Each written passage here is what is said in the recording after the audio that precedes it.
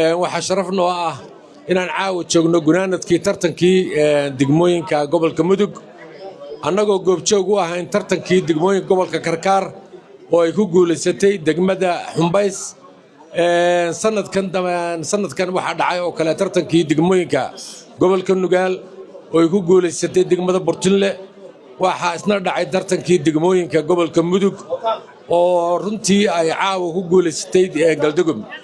waxaan moodaa tartankii ugu adkaa intaan hadda wasaaradda diiwaan gelinay inuu ahaa kii Mudug ka dhacay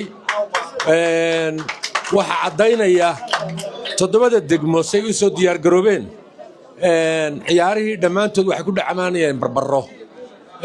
toddobada degmo way diyaarsanay ciyaarahoodana waa daawanay ma sha Allah waxa weeye tartankii ugu adkaa degmooyinka sanadka la diiwaan geliyo noqday waxaan rabaa inaan u mahad celiyo gudoomiye Faysal oo runtii suura geliyay tartankii saddexaad oo joogta in laga qabto insha Allah taala sanadka dambana uu noo suura gelin doonaa runtii waxaan kaloo rabaa inaan u mahad celiyo shirkadda Dahabshiil Group oo la'aanteed tartankan aan suuragal noqdan in la qabto waxaan leeyahay waa mahadsantihiin shirkadda Dahabshiil Group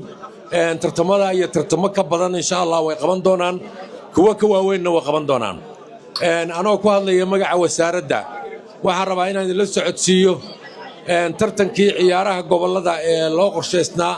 sanadkan in la qabto bisha 12aad magaalada Boosaaso inuu baaqday bacdama dalku galay dagaal shabaab lagu dagaalamay argagixisadii Daacish insha Allah taala laakiin sanadka 2026 bilaha ugu horeeya tartankii 11aad ee ciyaaraha gobolada wuxuu ka dhici doonaa gobolka Bari waxaana lagu furi doonaa garoonka shahaadada ee magaalada Boosaaso insha Allah taala waxaan rabaa inaan mar kale u mahad celiyo ciidankii geesiyaasha ahaa ee sugayay amniga garoonka